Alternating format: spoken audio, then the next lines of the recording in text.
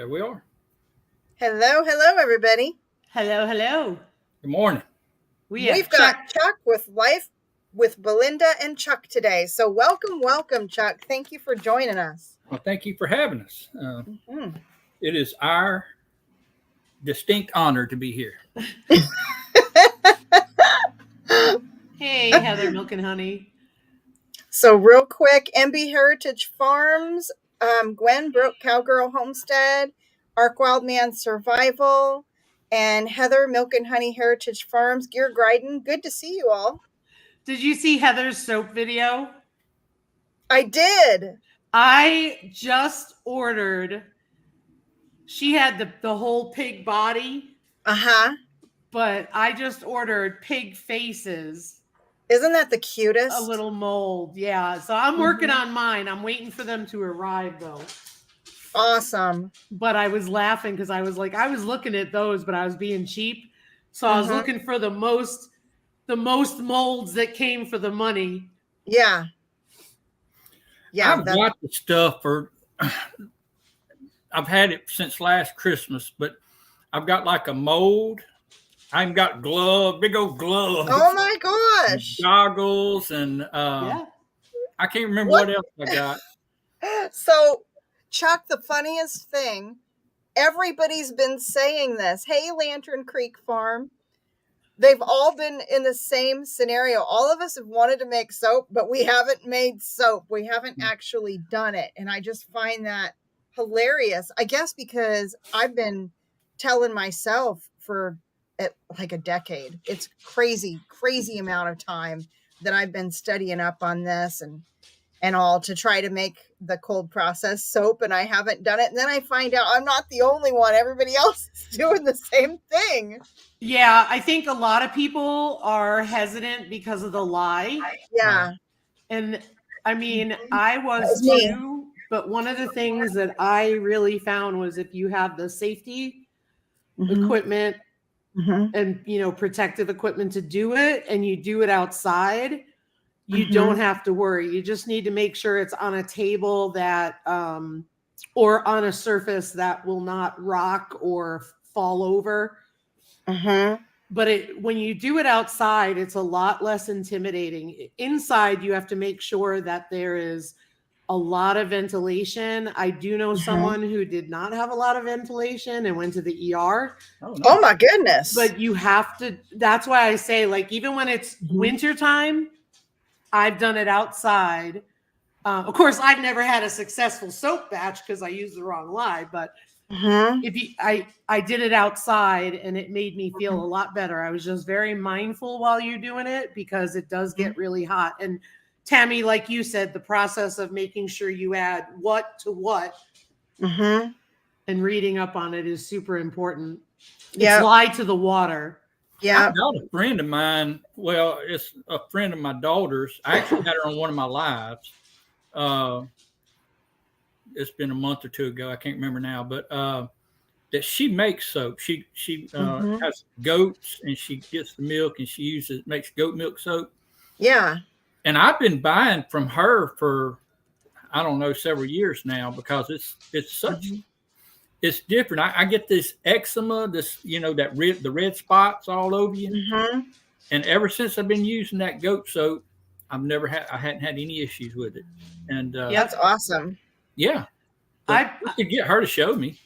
This is a good month to make soap for the first time. And Ark Wildman just tag me and Lisa in it for the Soaping September, and we'll add you to your video to our playlist. That sounds like a really cool soap. Yeah. I've been buying homemade soap. It's like one of my guilty pleasures, I guess. I always bought them at like craft fairs. And they're a lot more money than regular soap, but I've always liked them. I've always bought, goat's milk soap, and that kind of thing.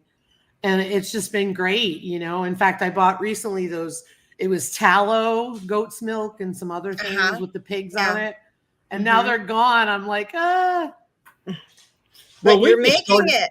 Yeah. So you'll have your own. Started buying from Carrie just to help her out, because she was my daughter's friend. And I realized, hey, this stuff is actually helping. And, So now that's all we use. It's That's really awesome. nice. Silky lather. I'm going to make my own, though. Just so I know how to do it. Yeah. Yeah. And that's great. You have someone to show you. I have a friend of mine, Shale Hollow Farmstead, Diane. She's in Pennsylvania. And she, at the time I was messaging her and taking videos and saying, hey, is this Trace? You know, when I was in school, I don't know if it's 4-H or it's been a couple years ago. Just a couple. Just a couple. I remember like getting ash and making the lye from ash somehow. Yeah. I don't remember a lot about Jesse it, Miller. but we made homemade soap from that somehow or the other. Like it's been a day or two ago. Yeah. Yep. Modern conveniences, right? Yeah. So yeah, this is someone else kind of Lantern Creek Farm speaking to goat's milk effectiveness on psoriasis.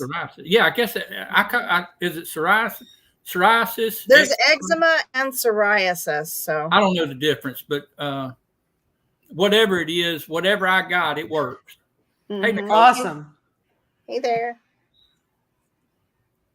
So Chuck, why don't you tell us what some of your goals are for this year for yourself? You've been gardening. You're going to be a master gardener. I hope so. I'm excited about what he's doing over there. Well, I've been gardening pretty much all my life. I mean, backyard gardening, like probably all of us, a tomato here, pepper here, whatever. But I got to looking at this. I wanted to get away from buying fertilizers. I wanted to get away from, I'm a cheapskate. Is basically what it makes me. Me too. That's what prompted me, you know, and then I got rabbits and I got chickens. I said, well, I got the fertilizer that I need. Then I started looking into composting and I said, well, I got plenty of leaves. I got more leaves than I know what to do with. Hey, Stuart's prepping. It just made sense. You know, it just made sense to start. But I got to researching or looking a little bit into this living soil. Everybody makes fun of the way I say soil. Living soil. Just say it the way you say it. We love you no matter what. We know what you mean. Well, I'm self-conscious. But just to see all the stuff that's in the soil, the actual soil. And I remember taking a biology class in college and getting to look up under the microscope. And we took just like a little drop of water that we got from a mud hole or something. And we was looking, and they had all these little bugs and creatures that you can't see with your eye, but they're all in that. And it just fascinated me. I mean, one of them they called the smallest engine in the world. I don't know what it's been a few years. But they call it the smallest engine in the world. It's microscopic, but all that's in the soil, and it just fascinates me. It just fascinates me that there's a world up under our feet that's alive. It's going to come get us one day. Right? Yeah, I didn't see your latest video. I've been a little MIA lately, but I need to check it out because I really like that. I like the way you present information because you just lay it out there very, very easily understandable for folks. Well, that's only because I'm very simple-minded. So am I. Good teachers. Yeah. I have watched a lot of videos and a lot of in-depth scientific stuff that just wants my head to explode. Yeah. And they know what they're doing. They know what they're talking about. But I'll be honest with you, it's just too much information for this little thing to handle. So if I can get the overall grasp of it, then I think I'll be all right. Yeah, it's funny. I'm a real nerd, and Tammy is too. Yeah, I am. You know, and I think some of that comes from like my career background, my education. You know, being a social worker and studying psychology and all that stuff, and mental health. And we had to do read a lot of stuff that was really thick. And it's funny because I love that stuff, but at the same time, sometimes I just want someone to just tell me. Yeah, because there's like, so here it is, all of the data, all of the nitty gritty, if you will. And then there's like several steps after that to where you get to application. Yeah. So sometimes it's kind of nice to just say, sum it all up and say, here's what you do. Otherwise, you can get lost in the minutia and wonder what your action item is. I'll give you a good example. I had more huckleberries that I harvested. Rochelle sent me seeds, and I got this great huckleberry harvest, and I made jam. And so this time I said, I got about the same amount, and I said, I'm going to make simple syrup. So I made simple syrup. Well, I have so much simple syrup, there's no way I could use it. So I look online to see. Meanwhile, last time they were not as juicy, so it was kind of weird. But anyway, so I'm looking online if you can take simple syrup and make it into a jelly that I can freeze. I don't want to can it. I just want to put it in little freezer containers. And oh my gosh, somebody got so into the sugar's got to be right. This has got to be right. And I was like, I don't need to know that. Yes or no? Do I add pectin or not? Yeah. I think that's what scares a lot of people off is when they watch these videos and people get so in depth. And I'm like, all I want to do is can a thing of green beans. It's not that difficult. Yeah. But some people get all I want to do is know how to flip the light switch. Yeah, exactly. I don't want to know how electricity works. I just want to flip the light switch. Exactly. Suburban Hillbilly, good to see you. Hey, Carmen. It's crazy, and it's just like I just want to know. And so I'm at the point where I'm probably going to add some sugar and do it anyway and see what happens. And if it gets sacrificed, it gets sacrificed. But yeah, I really would like to try and make it into something, but we'll see. Well, I'll tell you what I do. I watch a lot of y'all's video. Mainly, I watch y'all's because I know y'all. Right.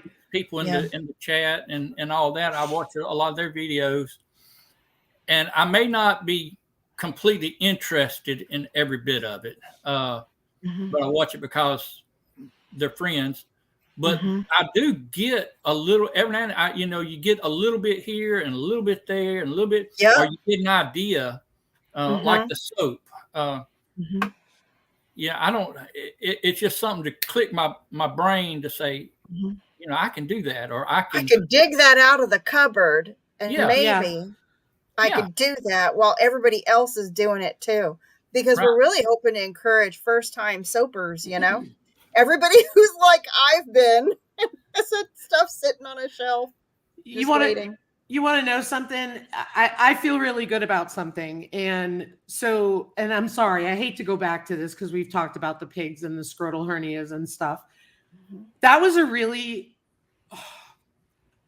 huge learning moment for us. And that's why I shared about it.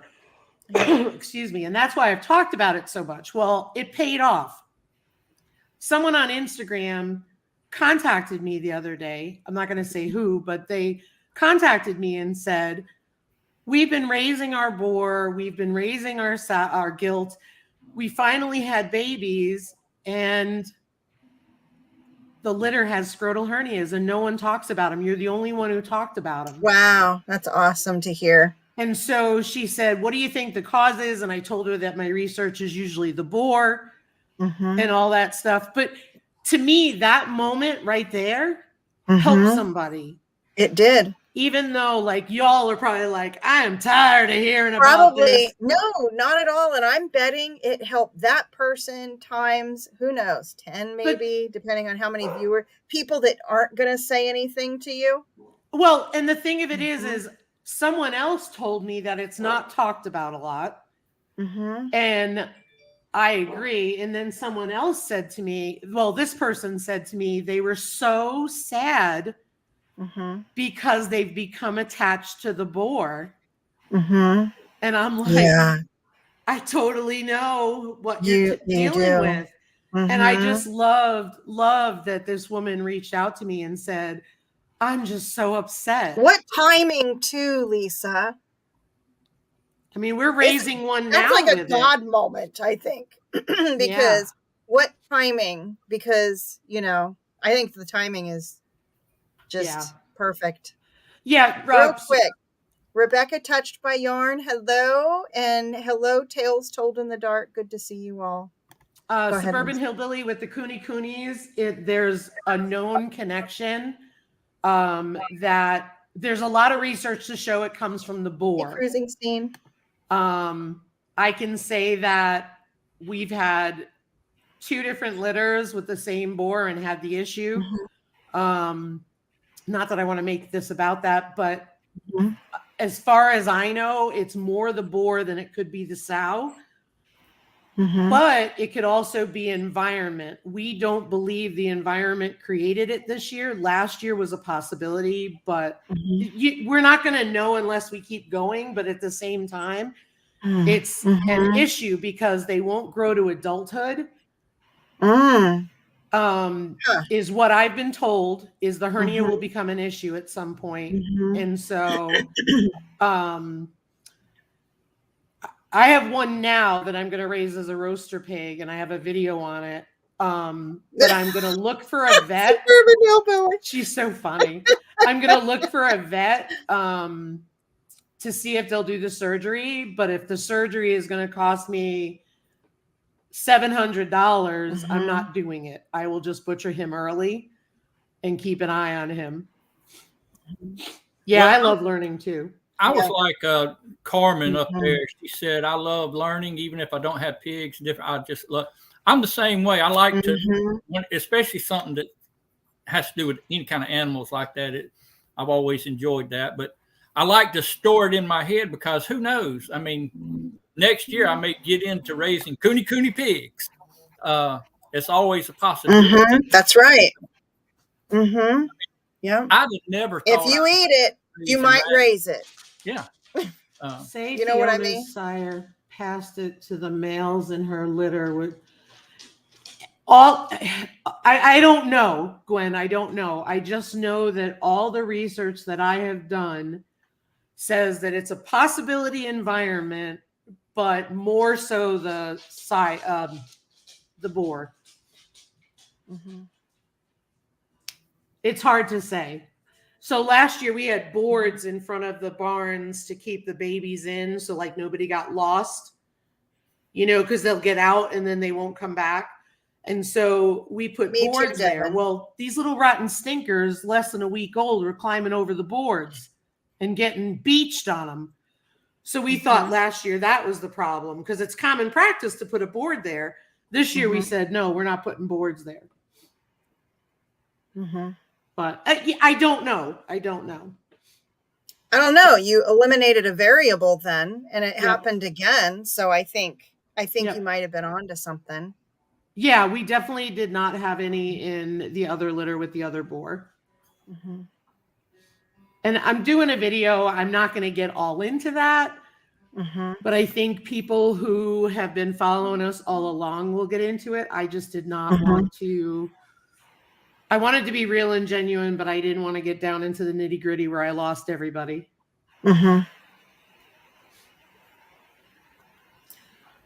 So what do you got going in your garden now, Chuck? What have I got? I got squash still. I'm picking no yellow squash. I think I got crookneck or something like that. I don't know. It's yellow. It's yellow? It's yellow. Something yellow. I love it. It's yellow. I don't know if it's straight neck or crook neck. I can't remember what I planted, but it's good. It's good. Awesome. I got several of those growing. I got some cucumbers trying to come on. I having them old boars getting my cucumbers for some reason. I've never had any issue with that ever until this here lately. I mainly, I've got some like okra and I've got some corn. Awesome. And I got okra. Do you? I've got 4 okra out there, you guys.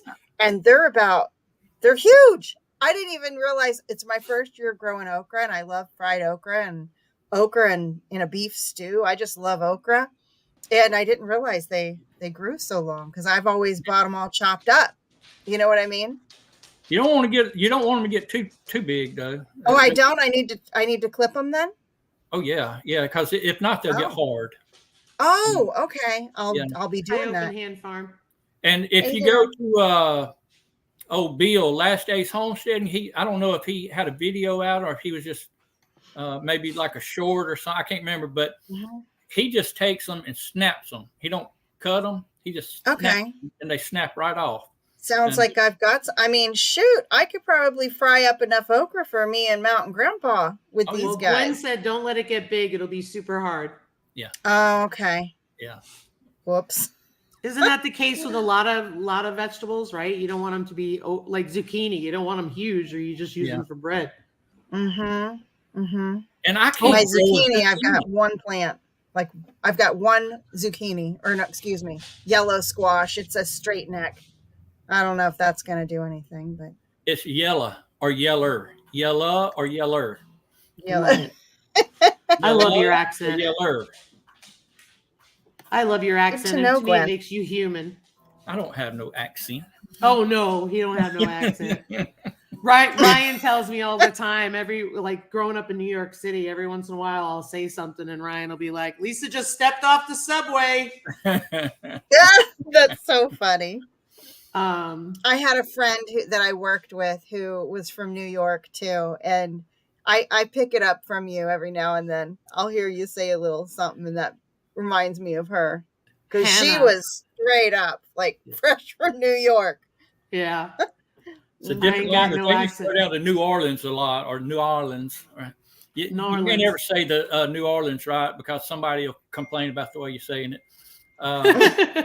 But it was hilarious to me go down there, and I used to put on countertops, for Micah, like the what they put on the countertops, and I had to go down there and get the material for it. And them girls in the office said they would and I had a friend of mine that would go with me. He was country as cornbread now, and I like that country as cornbread. And they just loved to hear us talk, and we was like, oh man, we love to hear y'all talk.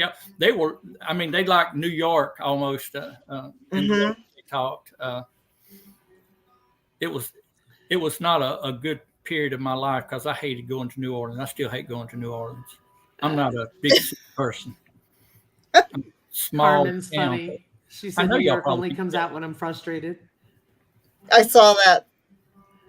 So funny. Well, Gwen helped me with. Oh, sorry. Gwen helped me with. I'm so stupid, right? I look online about the zucchini and the squash because I'm not getting anything, and these things said the video said Mississippi suburban hillbilly said not pollinated right. So broke cowgirl Gwen and then Rich later on at Old Swedes turned around and said, no, it's calcium, it's blossom end rot. So I threw some barn lime on it because that's what I had. So we'll see what happens. Chuck's for your tomatoes? No, for zucchini and yellow squash. Oh, for your squash, yeah. I have never, ever had an issue with zucchini or yellow squash. And this year, they're rotting on the end and they don't come to a full fruit. So I've been like, whatever. But so we'll see what happens. There's some growing on there now. Hopefully they don't rot now. Right. Well, where you're at, do you have bees, Lisa? Funny story. We hardly saw any bees since we moved here in 2020. And now, this year, we have a lot of bees, and it's because the drought ended. Oh, but you don't have hives. Oh, I have a hive. I've just never caught anything. Oh, okay. I got you. For some reason, I was thinking in the back of my mind that you had a hive, but maybe that's what it was. Yeah, I have a hive, but I've put like lure out there and lemongrass, all that stuff they tell you to do, and nothing's ever caught. But Suburban Hillbilly, tell me more, because that's what I thought too. And I cut all the greens off the top so the flowers could be seen. But everybody says, well, they wouldn't pollinate if they have a fruit. I don't know. Yep, I put calcium on them all, so they've got that. But it's weird because we have the most bees this year. In fact, they're annoying. Of course, we got tons of flies, but that's because we have pigs. Are your plants real thick? Do you have the leaves over the blooms real thick where they can't get to them? They were, and then I pruned them all off so you could see all the blooms. Yeah, I think I remember that now. Or at least remember you saying something about it. But if the bees can't find it, a lot of times they won't get to it in time.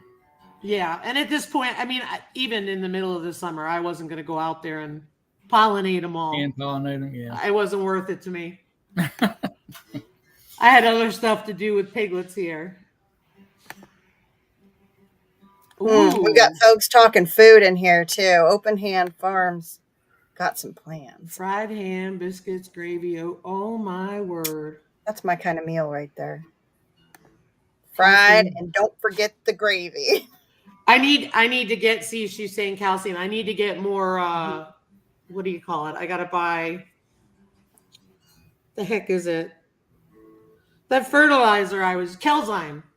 I love that stuff. My plants did amazing with all that stuff.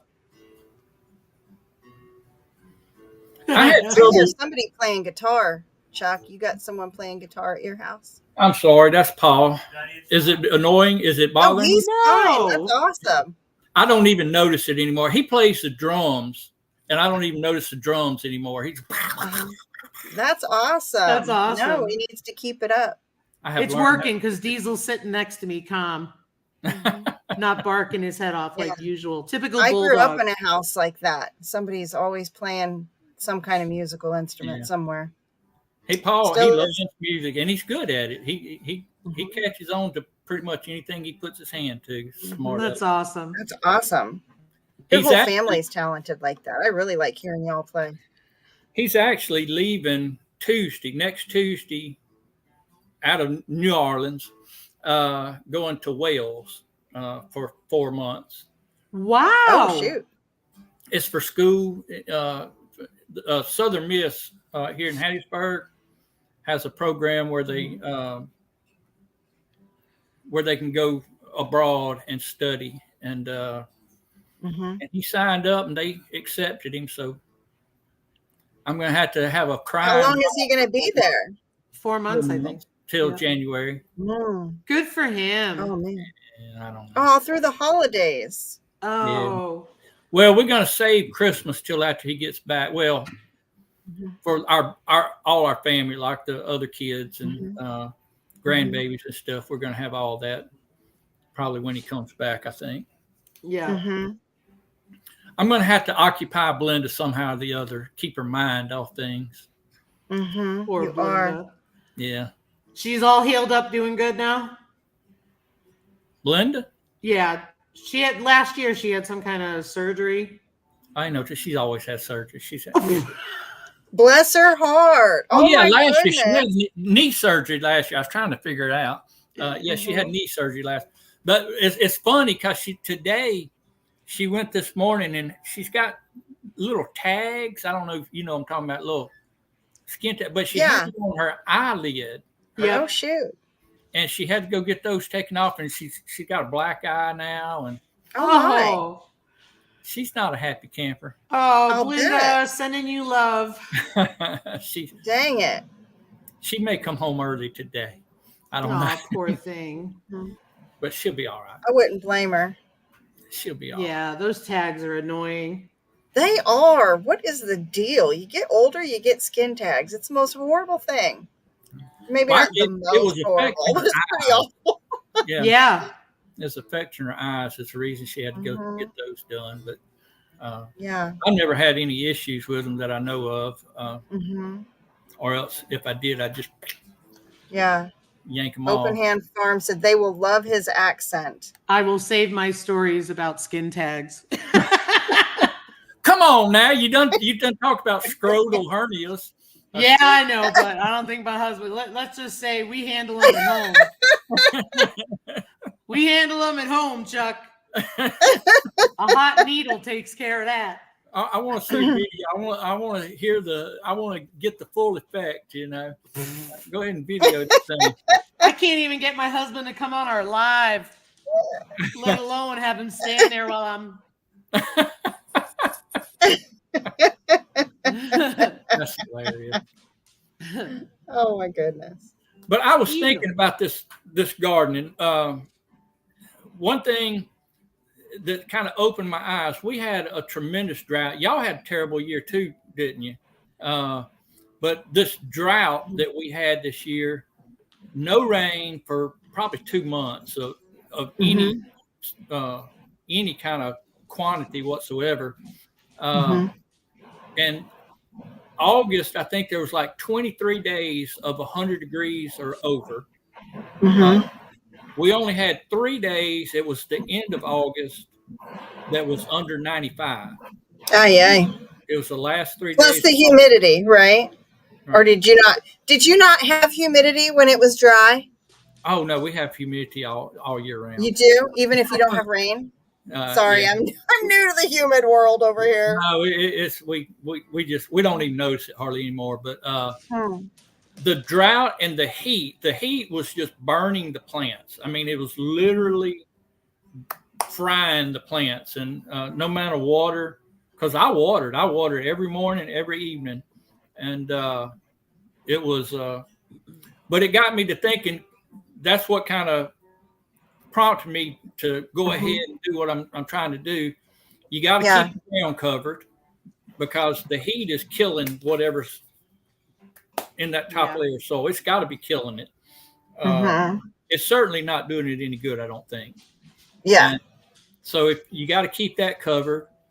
And then I thought and got to looking into if it's got roots in the ground, then that's actually feeding the micro whatever they are. I watched all these scientific videos and I have no clue what I'm talking about, but no, you do. There's something that the plants feed the microbes, and the microbes feed the plants, and so forth and so on. And it just makes sense to me that that if the plants will feed it, and then the microbes will feed the plant, then that's less feeding that I have to do. Right. The way I think about it, but as long as I can keep some organic matter and stuff on it, I think it ought to do all right. But yeah, we had a drought from 2019 until this year. Oh goodness. And so South Dakota goes through periods of drought and then periods of abundance, I guess. And so our gardening year started off, we were very cool overall here. And so we ended up having all this rain, and usually, you get the rain and then you get the heat and your garden pops. Yeah. Not here. We had rain and it would be like 60. Oh, and no. So stuff was rotting in the ground in the beginning of spring, and we lost some stuff. But in the meanwhile, all the other previous years, we had to water twice a day, and it still wasn't good enough because it was so dry. Lisa, I just noticed you got a sweatshirt on. Are you cold? Hoodie. I think it's 66 out, but it's colder in the house than it is outside. You know that time of year? Yeah, yeah, I do. You can't ever get it just right inside from what it is outside. Yeah, I didn't open the windows because we were 41 last night. Oh man, that sounds good to me right now. What's that? I said that sounds good to me right now, but I bet. I don't want it all the time. I still like to have my long period of growing and having a little bit of green around. Yeah. Yep. I've got a question. Thornless blackberries. Do y'all know anything about thornless blackberries? I know that they're desirable, but they won't grow here. None of them are recommended for my zone. You're just no help. I think they sound wonderful, but I haven't grown any berries other than strawberries. Well, neither one. And I don't know. Maybe I'm using the word "grow" loosely in regards to strawberries. But They're see, out there. you don't have to know how to grow it. All you got, because you know all these different plants and stuff, that you can just go out into wherever and say, "Oh, I'll take that." And to me, I look at it, well, that's just a weed. But Tammy looks at it and says, "Oh, that'll cure cancer," or something like that. Yeah. You know what you can do? Always Chuck? more to learn, for sure. Though. One thing that I have done that has helped me a lot, for the most part, some of it is not right, because, like, for example, I've Googled what is the best type of thornless blackberry for zone 4B, right? Which is us. Mm-hmm. And so that's how I found out, like, a lot of blackberries struggle in our zone. And I found out which tomatoes were better here. Now, some of the varieties like Tigerella and Moskvik did not do well this year for us, but the Purple Cherokee did amazing. So that's one of the things that I've done. I'm gonna.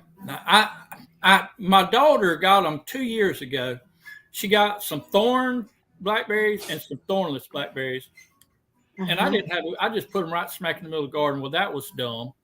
And then the ones that had thorns on them, every time I went out there, I got stuck. So I dug them up and threw them away because I wasn't having that. But I mean, there wasn't no sense in it. It wasn't. If I want to do that, I'd go out by my house. I got blackberries by the house that have thorns on them. But the thornless ones, I thought those were pretty cool. So I actually rooted some of them because they're really easy to root. Yep. And I transplanted them last year, and I put them in a little place that I could get to them better.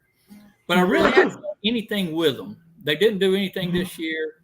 But next year, I really, really want to get a designated area for them, so I can actually grow something out of them. Because I like blackberry now. I mean, you gotta like They're my favorite. What's the best time of the year to plant those berries? Is it the fall? Because I've noticed that they're putting berries out for sale right now, where you don't see all the other plants, but it's funny because because the best time ours they put out in like February, March for spring. Really? Yeah. I would think that, but I don't know. I'm real new to the blackberries, so I'm just learning. That Texas Prepper, Suburban Hillbilly, I have watched him. I've watched him a time or two, but I hadn't got serious with it yet. And I guess once I get serious with it, I'll pay a little bit more attention to how he does. And the same thing with strawberries. I've got strawberries, and I just got them out there.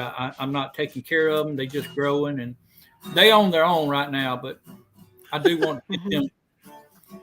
Well, I mean, no, I get it. Yeah, we have raspberry bushes because I was trying to plant more perennial stuff and stuff we don't have to deal with. We got one raspberry, and the bushes have been in there for 4 years. Oh, nice. I'm like, Ryan's ready to mow them over, and I'm like, no, leave them alone. I want to learn how to. I got a friend of mine that has like the grapes, the Concord grapes. He's got 2 big old grapevines, and he had several, but he said they're older than he is. He's my age. He's 55 years old. And he said, I've never known a day that they weren't growing. So they're very old.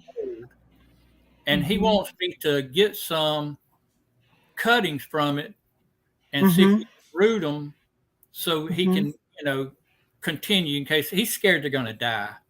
I mean, they're old. But I thought you got stuck there for a second.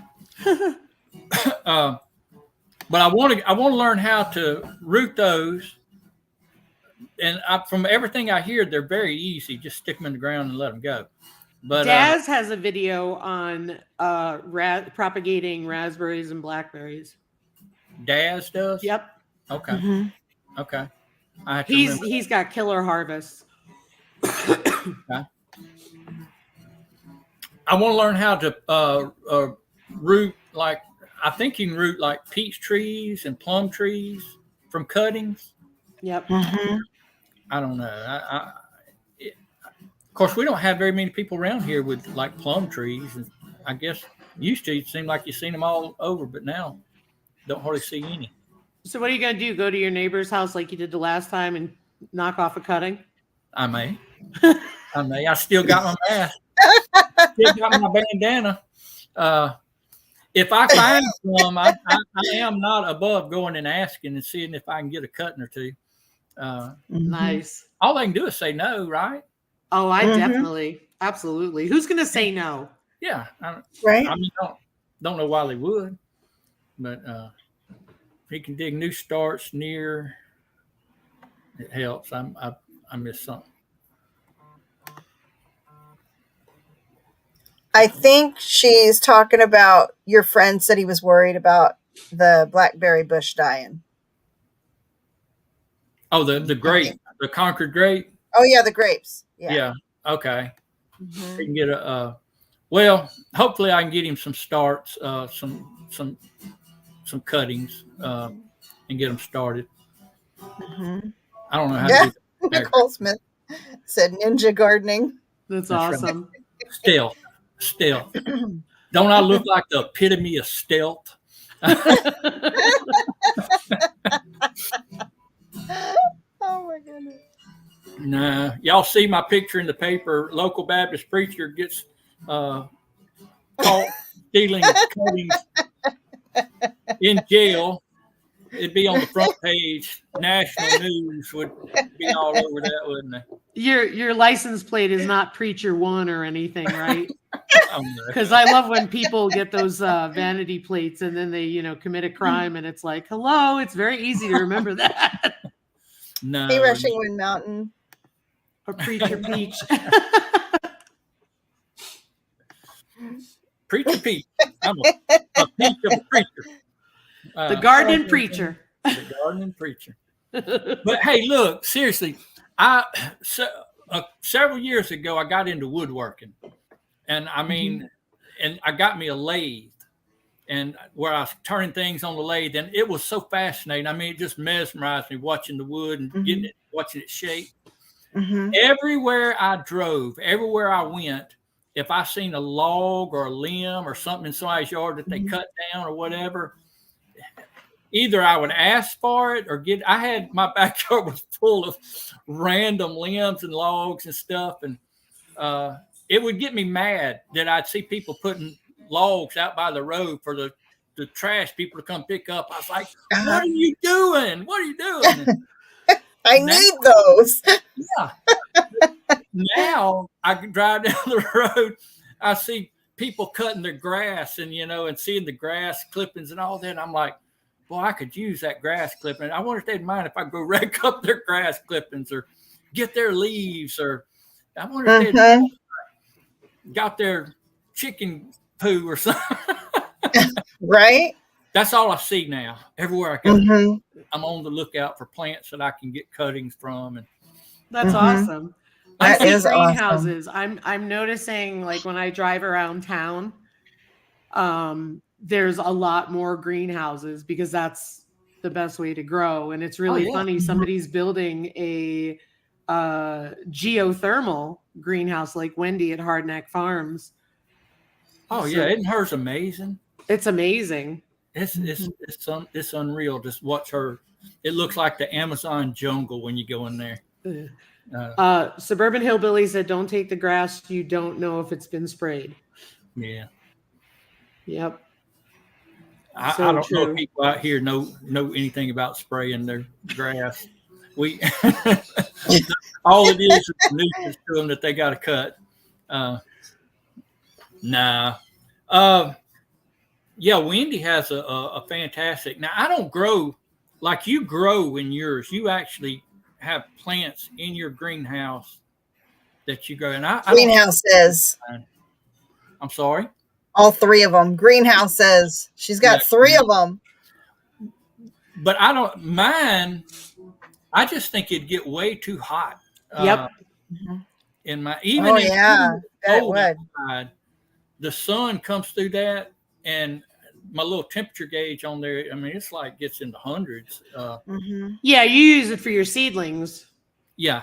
Yeah, and that makes sense because you get really hot and you have the humidity. So, I mean, for us, that's what creates the heat and the humidity. So, like, say it's 80 here, right? And I vent the greenhouse, it's like 95, but it's got the humidity because I've watered them, right?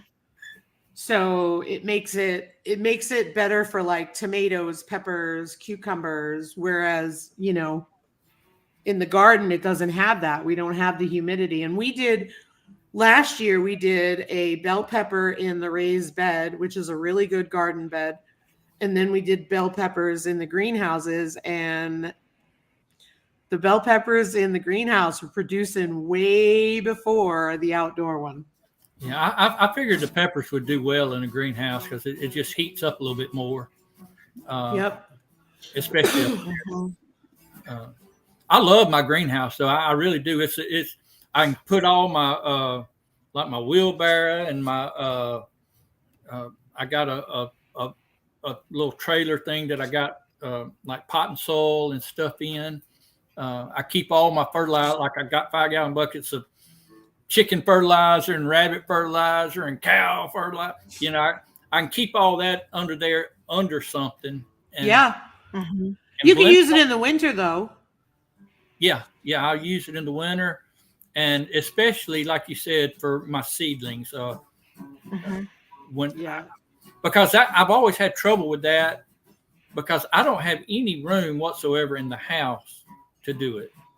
I'm sure I could make room if I got serious about it, but then I'd have to kick one of the kids out, and I don't want to do that. That'd be getting serious.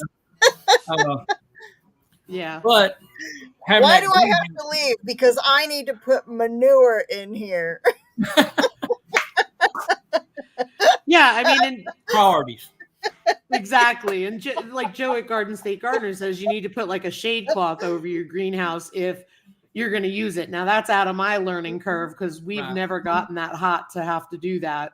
Right. Mine are at the point where I open them or I close them.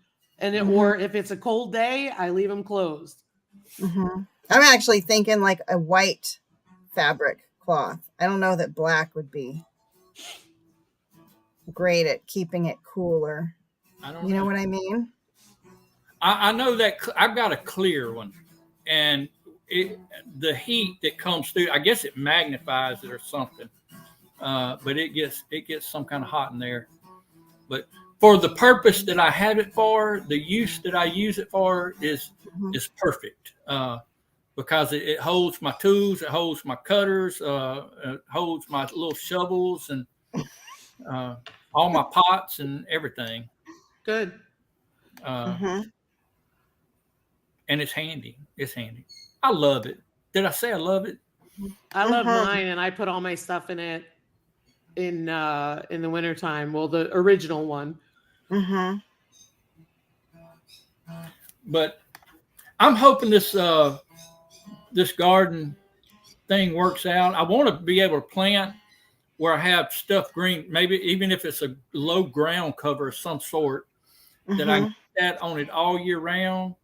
And then if I want to, I just plant right in the middle of it. I want to plant a tomato in the middle. I just plant a tomato right in the middle of it.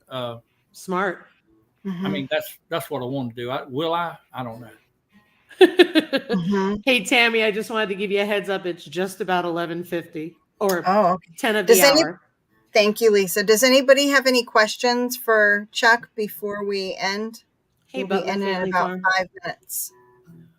Hey, Butler family. Thanks for coming. It's going to work out, Chuck. I'm glad somebody does, Nicole. So essentially, like what you're doing is you're focusing on growing your dirt. You're growing those microorganisms right now, and then you're going to plant in them later. Right. That's essentially what I'm trying to work toward. Mm-hmm. And I understand it may take several that. years, but Mm-hmm. I'm going to grow. And can you talk for another hour? Yeah. You don't know I can talk for hours. No. Suburban Hillbilly wants to give you chickens that are not hers. I better not. I don't want my name on the front page of the newspaper, front and center. Tammy, I am gonna. I do need to. Where do you get your lye stuff? Your what do you call it? So, the lye, it's sodium hydroxide. Sodium hydroxide. Okay. Yeah, and I get it from. It's called Wholesale Supplies Plus, and their website is wholesalesuppliesplus.com. I'll put it in the chat. That's what I'm doing. Oh, okay. Thank you, Lisa. Wholesalesuppliesplus.com. Yep. They do free shipping if your order's $25 or more. And they always have sales too. I bought mine from Amazon. I was able to get some kind of organic lye. Sodium hydroxide. And how does it come? Does it come in small packages, bulk packages, or do you know? It comes in a tube about the size of this coffee can you see here. Okay. It's white, and you want to get the flakes versus the powder. Yep. I mean, both work, but the powder is just, you don't want that flying around. And right. I really like handling the flakes better. You don't want to suck that up your nose. Huh? No. Well, you'd have a mask on. You will have a mask on, but still, you know. Well, I've been wanting to do it for a long, long time, and I just hadn't. Mm-hmm. And like I said, I've got a friend of mine that could actually show me. But the thing of it is I'd have to have her over at the same time, Blinda. I don't associate with young women by myself. Does that make sense? Mm-hmm. Yeah. That makes sense to me. That's pretty smart in this day and age. Well, I mean, I don't want to do that to my wife, and I'm sure. Yeah. It would all be innocent and all that, but it's still, I don't like the appearance of it. Yeah. Trying to manage all that together. Yeah. Difficult, but hey, Joy. One of these days, I'm going to get it. Although, I mean, I didn't have anybody to show me. I used a book and I watched videos, and it's not that hard. If you follow a recipe, you're going to want to have your lye and water mixed together first. And then I liked to mix my oils up separately and have those ready to go. So I could just, mix them all.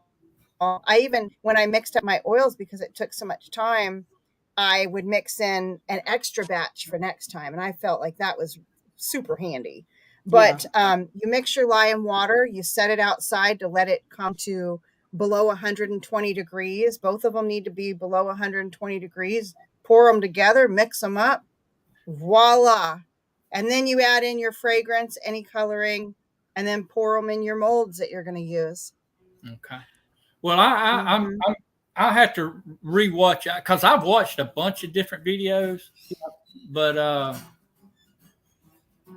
just never have pulled the trigger on it, so to speak. Well, you got this. You got till the 30th to post a video. Let's see. Yep. Going to dive into cold press soon. So, yeah, I did mountain pour for years, Carmen. Not to be rude, but it is time. All right, everybody. Oh, Chuck, thanks for being here with us. We've enjoyed it. Thank you for having me. I appreciate it. Thank you, Chuck. Everyone, go check out Chuck's channel and watch his growing his soil. I am following that closely because I got dirt. I got just dirt. You just got dirt. Just like mud pie kind of dirt in some spots that nothing will grow in there. So I am watching you closely for that. It is so important, Joe. Thank you all so much for coming. And thank you, Chuck. We'll see you all next week. I hope everybody has a blessed rest of your week. Bye, everybody. Bye. Thank you again, Chuck.